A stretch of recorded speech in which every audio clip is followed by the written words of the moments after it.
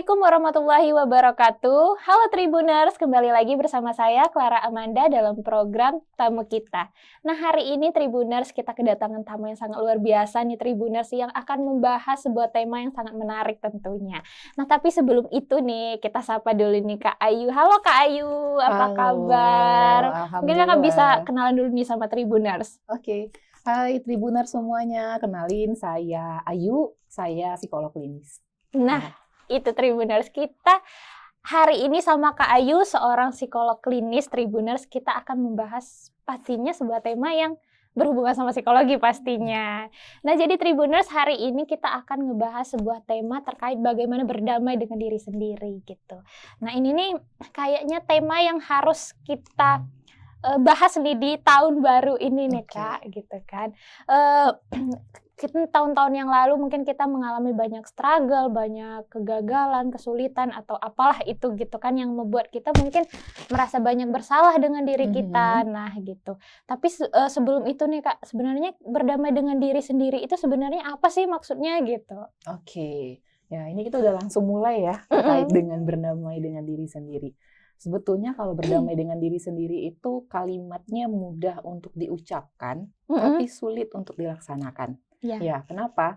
Karena umumnya kita lebih banyak memberikan sesuatu yang terbaik itu untuk orang lain. Jadi kayak lupa sama diri sendiri gitu. Lebih banyak seperti itu. Jadi kayak lebih banyak mengorbankan banyak hal dengan orang lain, memenuhi kebutuhan orang lain, memenuhi tuntutan orang lain, tetapi ternyata lupa apa sih yang kita butuhkan sebetulnya gitu. Nah, makanya ketika mengalami situasi-situasi sulit, ya, kenapa kok bisa orang-orang itu bisa menjadi lebih rentan, susah untuk berdamai dengan dirinya sendiri? Ya karena tadi dia belum memperlakukan dirinya dengan lebih baik, sehingga kesulitan untuk betul-betul berdamai. Kata berdamai kan artinya kayak bisa menerima apapun yang terkait dengan diri sendiri, baik itu lebihnya, kurangnya, lemahnya, kuatnya, semuanya. Gitu. Ya itu maksud dari kata berdamai itu, artinya kan ya mampu untuk menerima.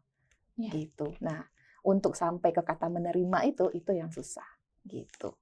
Oke. Jadi kita tuh alaminya lebih mengutamakan orang lain seperti itu ya, Kak. Jadi tuh kita harus bisa menerima diri kita sebenarnya ya, memberikan yang terbaik juga untuk diri kita sendiri ya. Betul. Nah, kenapa nih kita penting untuk berdamai dengan diri kita sendiri gitu, Kak?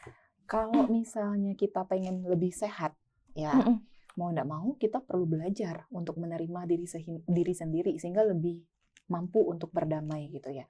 Yang namanya hidup pasti akan punya banyak masalah, nggak cuma di hari ini gitu ya, atau kemarin gitu ya. Kemarin udah pasti ya kita udah ngalamin gitu ya. Mungkin tahun 2023 itu tahun-tahun yang penuh dengan struggle. Ya itu wajar gitu ya, karena memang setiap hari kita berhadapan dengan masalah gitu.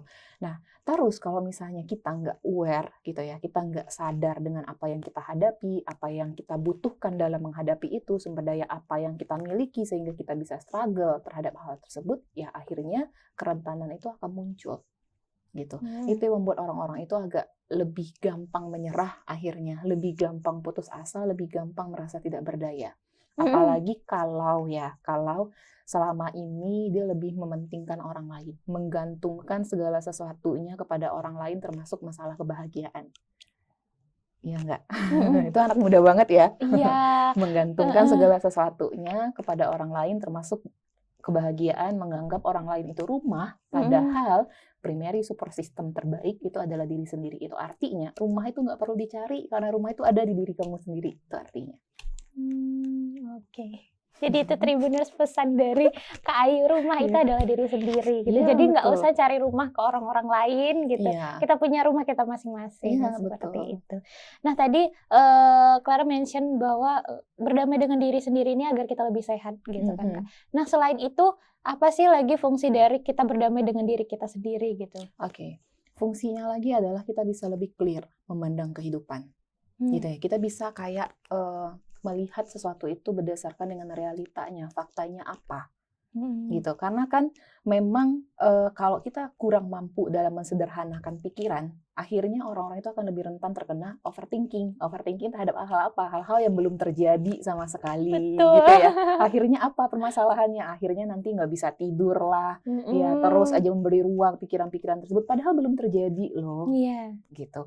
Nah, ketika kita mampu berdamai dengan diri sendiri, akhirnya kita tahu apa yang menjadi kebutuhan kita, akhirnya kita juga tahu bagaimana cara pemenuhannya, dan terakhirnya itu kita akan tahu bagaimana cara memperlakukan diri dengan baik. Karena balik lagi, kita akan mampu memperlakukan orang lain dengan baik ketika kita mampu memperlakukan diri kita dengan baik. Begitu juga orang lain akan memperlakukan kita dengan baik ketika kita mampu memperlakukan diri kita dengan baik. Ya, gitu ya. Jadi memang manusia ini kan memiliki medan magnet. Kita tuh memiliki medan magnet. Orang-orang yang datang ke kita setiap hari, orang-orang yang tertarik dengan kita, itu adalah karena medan magnetnya kita. Terus kenapa sih selama ini kok saya merasa kok merasa berbagai hal yang terjadi di saya itu hal-hal yang buruk aja ya? Nah, balik lagi, kamu sadar nggak sama diri sendiri? Nah, itu pertanyaannya. Sadar nggak sama diri sendiri? Kalau kamu nggak sadar sama diri sendiri, wajar kalau yang tertarik itu adalah hal-hal yang negatif gitu. Karena nggak bisa ngelihat potensi positif dari diri sendiri itu apa, nggak bisa lihat. Jadi selama ini hanya fokus ke hal-hal negatif yang ada di diri sendiri, dan akhirnya itulah yang terpancar ke orang lain. Energi itu yang ditangkap sama orang lain, makanya yang datang itu kebanyakan adalah hal-hal yang sifatnya negatif menurut kita. Padahal mungkin ada sisi baiknya, ada sisi positifnya, tapi kita nggak mampu untuk melihat sisi baik itu.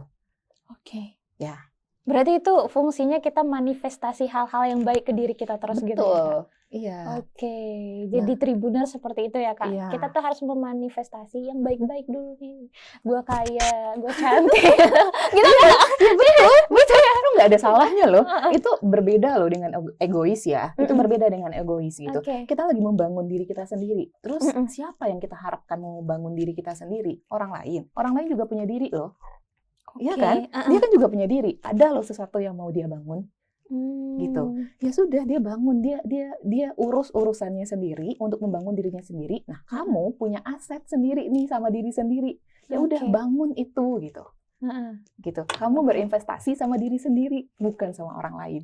Gitu. Berinvestasilah sama diri sendiri biar bisa lebih biar bisa menjadi orang yang lebih baik, versi terbaiknya itu bisa muncul gitu. Oke, jadi bahasanya menarik tuh, Tribuners. Berinvestasi sama diri sendiri gitu ya. Nanti hasilnya juga akan ditulis sendiri pastinya. Betul. Nah, untuk berdamai dengan diri sendiri nih Kak, apa sih sebenarnya hal-hal yang bisa mendorong seseorang supaya bisa membangun nih bagaimana cara dia berdamai dengan dirinya sendiri gitu? Oke, yang bisa mendorong sebetulnya ya hanya ada satu hal. Itu apa gitu ya? Satu hal itu adalah sadar. Sadar dengan keberadaan saat ini, sadar dengan diri saat ini, gitu ya. Jadi memang perlu untuk memisahkan mana hal-hal yang memang sudah berlalu, dan kamu udah nggak bisa ngapa-ngapain lagi loh sama hal-hal yang udah berlalu, gitu. Ya kan? Karena apa? Karena dia sudah berlalu, episodenya sudah terjadi. Mau itu rasanya nyaman ataupun nggak nyaman, gitu ya. Mau itu bahagia ataupun segala macamnya, tapi faktanya itu sudah berlalu. Dan kamu saat ini hidup di situasi yang berbeda, gitu. Nah, situasi kamu berbeda, diri kamu tuh udah berbeda di hari ini. Jadi, kalau mau belajar untuk berdamai dengan diri sendiri, langkah awalnya adalah belajar untuk sadar dengan hari ini. Karena yang kamu miliki adalah apa? Hari ini dan juga besok. Itu yang kamu miliki, itu yang bisa kamu rangkai. Gitu. Nah, itu tuh berbicara untuk tidak menyesali yang udah berlalu itu kayaknya agak susah ya kan, Kak. Kayak gini aja deh, mungkin pengalaman pribadi ya. Kayak kenapa sih dulunya nggak kayak gini, akhirnya aku nggak bisa capai ini nih sekarang gitu. Kayak misalnya sama dengan seseorang misalnya, kenapa seseorang itu nggak bisa sama aku, padahal aku udah sebaik ini gitu kan misalnya. Nah itu tuh kayak masih ada penyesalan-penyesalannya di sekarang gitu. Oke, baik. Gini loh ya, kalau misalnya kita terus mempertanyakan tentang sesuatu yang sudah terjadi, kemungkinan jawaban yang akan didapatkan adalah jawaban yang menyakitkan. Kenapa? Karena faktanya sudah pasti akan berbeda dengan harapan yang pengen kita capai. Ya nggak? Harapan kita tuh harapan di hari ini, gitu loh. Dan kita bicara tentang masa lalu. Berarti kan dulu kita membangun harapan yang seperti itu kan dulu, bukan hari ini, gitu. Dan kita mempertanyakan tentang kenapa kok nggak sampai gitu. Ya otomatis kalau terus dilanjutkan pertanyaan kenapa itu, jawaban yang akan ditemukan adalah jawaban yang menyakitkan. Mau gimana pun kita menormalisasinya. Gitu. Menyakitkan kenapa? Karena faktanya berbeda. Faktanya ya kamu nggak sama dia gitu. Faktanya dia nggak suka loh sama kamu gitu. Menyakitkan nggak? Ya menyakitkan. Iya kan? Jadi memang pertanyaan kenapa itu kita yang tahu ya. Seberapa menyakitkan itu kita yang tahu. Nah, yang perlu diketahui adalah tidak semua pertanyaan perlu untuk mendapatkan jawaban. Oke, itu yang perlu untuk diketahui. Semakin dicari, jika itu hanya akan menyakitkan, berarti itu pertanda bahwa kamu perlu stop untuk melakukan itu. Kenapa? Karena kamu sedang berinvestasi negatif untuk diri sendiri dan kamu lagi menabung penyakit untuk diri sendiri. Dan kamu perlu stop. Gitu. Oke, jadi Tribuners buat yang mungkin kebanyakan sekarang kan mencari closure ya kan Kak. Ini kenapa sih aku nggak dapat closure juga? Sebenarnya semakin kita cari itu semakin menyakitkan bagi kita. Ya, sebetulnya gini juga loh. Nggak dapat closure itu juga closure.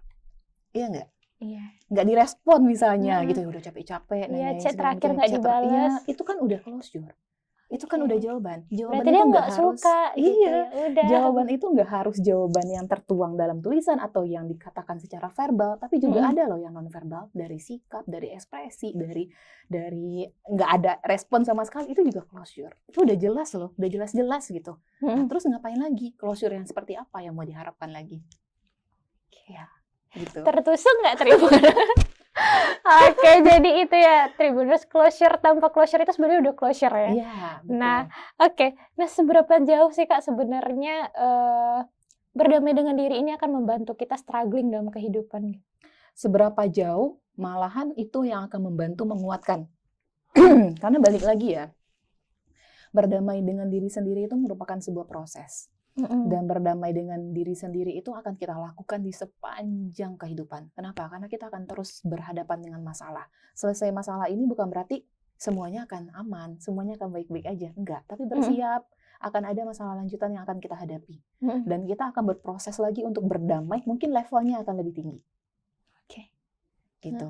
Jadi makanya berdamai itu nggak bisa berhenti sampai di sini, tapi juga akan terus kita hadapi. Masalah itu akan datang berbagai macam. Jadi kamu bisa berimprovisasi dengan lebih baik lagi terkait dengan bagaimana caranya menghadapi masalah. Gitu. Semakin mengenal diri sendiri, maka akan lebih mampu untuk menata diri, akan lebih mampu untuk mengelola emosi. Karena gini loh, tidak semua masalah ya itu perlu ada penyelesaian segera saat ini juga. Ya. Nanggap ya maksudnya ya. Jadi nggak perlu ada penyelesaian segera saat ini juga. Kadang yang dibutuhkan dari masalah itu adalah kesiapan kita untuk menghadapi permasalahan itu. Ya, kita perlu untuk beradaptasi dengan permasalahan itu. Kita perlu untuk menyesuaikan diri dengan permasalahan itu sehingga akhirnya kita bisa memfleksibelkan diri. Oke, memang saya mengalami masalah itu. Oke, memang permasalahan ini mungkin akan saya bawa-bawa. Lalu sekarang bagaimana caranya saya bisa merespon masalah itu dengan lebih baik? Gitu. Karena balik lagi ya, hal-hal yang berada di luar diri kita itu sebetulnya berada di luar kendali kita. Kita nggak bisa mengendalikan orang lain, termasuk juga kemunculan masalah itu memang bisa kita kendalikan. Nggak bisa kan? Kita nggak bisa mengendalikan itu. Jadi balik lagi, apa yang bisa kita kendalikan? Nah, yang bisa kita kendalikan adalah diri kita sendiri. Termasuk cara kita merespon, termasuk cara kita bersikap, cara kita merasa, berpikir, gitu ya, memandang masalah, itu semua berada dalam diri kita, berada dalam kendali kita. Nah, jadi yang perlu digarisbawahi lagi, rasa sakit ya, itu tidak akan datang dan menguasai seseorang jika orang tersebut tidak memberikan izin rasa sakit itu masuk ke dirinya. Ya, tapi kalau kita memberikan izin malah membuka pintu selebar-lebarnya, ya udah, kamu akan tersakiti, ya udah, kamu akan tenggelam. Tapi kalau misalkan orang yang tidak mengizinkan rasa sakit itu berarti mereka orang yang selalu menghindari masalah nggak? Nggak harus begitu gitu loh. Cuman orang yang tidak memberikan izin untuk rasa sakit masuk ke dalam dirinya bisa jadi adalah orang yang paling mengerti dengan dirinya sendiri. Dia mengerti, dia paham dengan kebutuhannya sendiri. Dia bisa memilah gitu. Oh iya, saya nggak perlu merasa sakit terhadap hal ini karena memang nyatanya, faktanya memang inilah yang terjadi. Jadi yang perlu saya lakukan ya udah, saya hanya perlu untuk menjalani ini. Gitu, bukan menghindari. Ya, itu berbeda konsepnya. Kalau menghindari, dia tetap merasakan rasa sakit. Dia tetap menerima rasa sakit, tapi memilih untuk tidak menyelesaikan. Oh, denial. Iya, denial jadinya. Oke. Gitu, berbeda dengan orang yang betul-betul nggak mengizinkan rasa sakit itu, dia betul-betul menjaga dirinya, memprotek dirinya dengan lebih baik gitu ya, karena dia tahu kualitas dirinya sampai di mana gitu, dia tahu kurangnya dia di mana, lemahnya dia di mana gitu. Oke, jadi kunci dari berdamai dengan diri sendiri ini sebenarnya adalah orang-orang yang paham akan dirinya sendiri, yang sadar akan dirinya sendiri. Iya, sadar dengan dirinya sendiri, itu kuncinya. Oke. Jadi ciri-cirinya nih Kak. Iya. Nah, kalau ciri-ciri orang dari berdamai dengan diri sendiri itu kan tadi itu sadar akan dirinya sendiri. Nah, selain itu apa lagi tuh? Akan lebih luas dalam menghadapi berbagai hal. Iya, ketika berhadapan dengan masalah gitu ya, mereka mungkin kelihatannya itu kelihatannya itu tenang ya, tapi di dalam mereka berusaha untuk mencari bagaimana sih caranya untuk bisa menyelesaikan permasalahan itu. Ini permasalahan yang bisa saya selesaikan sekarang, atau saya perlu membutuhkan sumber daya yang lain. Iya. Gitu. Jadi nggak meledak-ledak gitu, nggak meledak-ledak gitu. Bawaannya tetap tenang, dia tetap bisa melakukan banyak hal, ya, tetap bisa melakukan banyak hal, tapi dia sambil berpikir, gitu, apa yang perlu ia lakukan. Jadi nanti dari situ dia bisa memunculkan insight. Gitu, bukan hanya diem. Tapi ciri-ciri orang yang tidak berdamai ya pasti dia hanya diem dan stuck di sana. Ya, terus-terusan mengulang hal yang sama berulang kali. Gitu. Nah, kalau orang yang berdamai dengan dirinya sendiri ya sebaliknya. Gitu. Berarti nggak bakalan ngulang lagi nih yang masalah yang ini ya. Dia udah tahu nih kalau ketemu yang kayak gini lagi udah tahu solusinya. Solusinya gitu. Seperti apa gitu. Seenggak-enggaknya untuk dirinya bersikap ya. Dia tahu dirinya bersikap tuh perlu seperti apa ketika berhadapan dengan masalah. Gitu. Jadi tadi paham dengan diri sendiri, kemudian jadi lebih luas juga. Iya, lebih luas. Jadi kalau Tribuners ternyata udah punya ciri-ciri itu, selamat Anda sudah berdamai dengan diri sendiri. Ya itu satu lagi lebih bahagia loh. Oh, iya, lebih bahagia loh gitu. Lebih bahagia itu bukan bahagia yang kayak kayak pura-pura ya, kan ada ya. Ada yang berusaha untuk ketika berada dalam lingkungan tertentu berusaha untuk menampilkan dirinya yang kayak ya udahlah dia bahagia gitu, padahal sebetulnya yang dirasakan sebaliknya. Enggak. Ya, kalau misalnya orang yang berdamai dengan dirinya sendiri, meskipun dia berada dalam masalah, dia bisa menunjukkan rasa bahagia secara natural. Gitu. Itu terasa loh. Terasanya dari mana? Kan kita punya energi ya. Balik lagi ya, kita punya energi. Kita medan magnet ya. Kalau misalnya orangnya itu betul-betul luas sama dirinya sendiri, kita bisa menangkap kenyamanan itu dari orang lain. Berarti nggak hanya sekedar tertawa karir ya di luar iya, gitu. Betul. Karena kebanyakan orang sekarang udah dengan berbagai pressure dari kiri kanan depan belakang gitu kan. Jadi di suatu tempat dia mungkin harus tertawa karir nih supaya nggak terlihat lemah seperti itu. Boleh kok terlihat lemah, kata siapa nggak boleh, namanya juga manusia loh. Boleh, nggak masalah gitu. Tapi jangan jadikan kelemahan itu sebagai tameng atau alasan untuk mendapatkan perhatian dari orang lain. Itu yang nggak boleh. Ya, nangis boleh nggak? Boleh. Kata siapa nggak boleh gitu. Rayain aja kalau misalnya ngerasa sedih, ngerasa rapuh karena sesuatu gitu ya. Terus bawaannya pengen nangis aja, nggak apa-apa, nangis aja. Itu tandanya kamu memiliki emosi yang berfungsi dengan baik. Tandanya nurani kamu sebagai manusia itu berjalan. Gitu. Nggak masalah. Menangis itu bukan sesuatu yang sesuatu yang tabu gitu ya, bukan sesuatu yang nggak boleh. Justru dengan kamu menangis gitu secara alami ya, ada hormon penyembuh yang akan dilepaskan oleh otak kita gitu ya, endorfinnya ya. Tapi kalau di masyarakat kita terlihat lemah, mudah menangis itu kan agak dipandang sebagai hal yang negatif ya Kak. Nah itu tuh yang kadang membuat kita tuh yaudah deh gue harus baik-baik aja di depan orang, gue nggak bisa nangis gitu kan, daripada nanti alah lu masalah segitu doang udah nangis gitu kan, karena di masyarakat kita kan kebanyakan seperti itu gitu kan. Jadi sekarang balik lagi, yang penting sekarang pandangan orang lain apa pandangan diri sendiri. Jadi itu Tribuners, yang penting diri kita dulu ya. Betul. Diutamakan dan nomor satukan gitu. Nah ini nih Kak, untuk berdamai dengan diri sendiri ini seperti apa sih? Bagaimana? Tadi kan udah Kak bilang juga ini adalah proses yang panjang seumur hidup kita. Nah itu gimana sih supaya kita bisa memulai gitu berdamai dengan diri kita? Yang pertama tadi memang ya perlu untuk sadar juga tentang keberadaan diri sendiri. Perlu untuk tahu apa sih kebutuhan kita, tuh ya. Terus juga perlu untuk tahu kalau misalnya kita sedang berhadapan dengan masalah, kita perlu mengidentifikasi nih masalah yang seperti apa yang sedang kita hadapi. Spesifikin lagi masalahnya. Gitu ya. Pantas nggak ini kita sebut sebagai masalah? Layak nggak kita menyebut ini sebagai masalah? Terus sumber daya apa sih yang kita miliki agar kita bisa menyelesaikan masalah itu? Gitu. Nah, terus kalau misalnya udah tahu nih sumber dayanya apa yang kita miliki dari diri sendiri untuk menyelesaikan itu. Nah, sekarang bagaimana caranya bisa memunculkan sumber daya itu agar masalah ini bisa selesai? Gitu. Itu adalah langkah-langkah yang bisa dilakukan kalau misalnya kita pengen berdamai dengan diri sendiri. Jadi memang perlu waktu ya untuk diri sendiri berpikir. Ya, diam dulu ya, silakan ambil waktu dulu sesukanya, seluas-luasnya, tapi jangan terlalu luas juga. Ya, ambil waktu seluas-luasnya, kemudian coba renungi apa yang terjadi. Gitu, dilihat lagi. Kadang gini loh, pikiran kita tuh jahat. Ya, kenapa kok saya bilang pikiran kita jahat? Karena pikiran kita ini melangkah lebih dulu daripada kita dan hanya melihat hal-hal yang buruknya saja. Sehingga itu yang akhirnya membuat kita berhenti atau stuck di satu titik. Ya, yang awalnya kita merasa mampu nih untuk bisa melakukan sesuatu gitu ya, sesuatu yang benar, tapi karena pikiran kita yang udah menguasai gitu, pikiran kita udah terlalu mengingat hal-hal yang buruk-buruk, akhirnya itu bisa menghentikan langkah kita yang mau kita lakukan. Nah, ketika berhadapan dengan masalah, yang dibutuhkan tuh sebetulnya bukan terlalu banyak berpikir, tapi aksinya. Apa yang mau kamu lakukan? Gitu. Kamu mau ngapain dulu nih awalnya? Gitu. Mau ngobrol dulu deh sama diri sendiri. Oh ya udah, silakan, itu kan aksi ya. Itu kan aksi nyata. Mau ngobrol dulu deh sama diri sendiri. Ya udah, ngobrol lah dulu sama diri sendiri. Atau saya mau jalan-jalan dulu deh sambil mikir nanti di jalan tuh gimana-gimananya gitu, bawa motor kemana-mana, jalan-jalan mau nangis gitu ya di motor, nggak apa-apa, itu kan bentuk aksi nyata ya, itu aksi nyata loh gitu, nggak hanya diem, duduk ya, merenung atau mengurung diri. Nah kalau itu yang dilakukan itu sama sekali nggak ada aksinya dan malah memfasilitasi pikiran untuk terus berkembang, menciptakan ruang yang lebih buruk lagi untuk diri sendiri. Gitu, makanya saya bilang pikiran itu jahat. Karena ya tadi hanya melihat hal-hal yang negatifnya, dan itu yang bisa membuat seseorang menjadi terblok.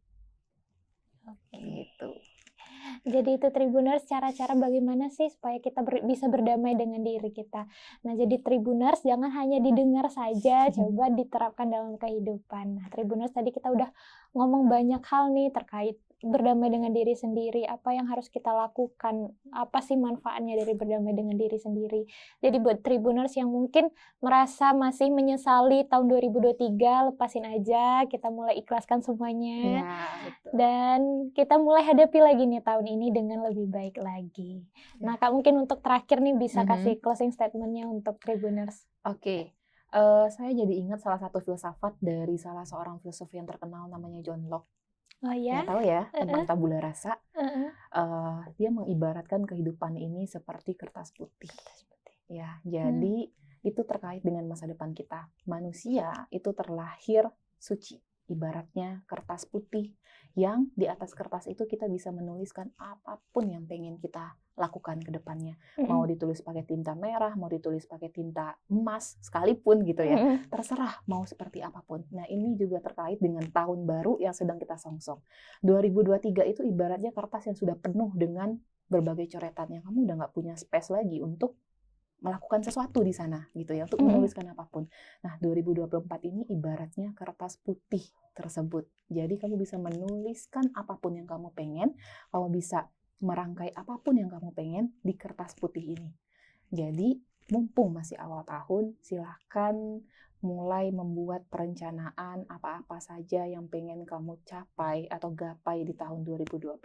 Karena kalau hidup nggak ada arahnya, hidup nggak ada tujuannya, maka kamu akan hilang. Gitu. Oke. Jadi Tribuners, mulailah menulis di kertas putih kalian masing-masing, tulis apa yang kalian inginkan, pastinya seperti itu. Nah Tribuners, kita udah sampai di penghujung acara kita pada hari ini. Pembicaraan kita tentunya sangat-sangat bermanfaat pada hari ini. Terima kasih Kak Ayu sudah memberi insight kepada kita semua, dan semoga kita menjadi lebih baik di tahun 2024 ini. Nah, saya Clara Amanda undur diri. Assalamualaikum warahmatullahi wabarakatuh.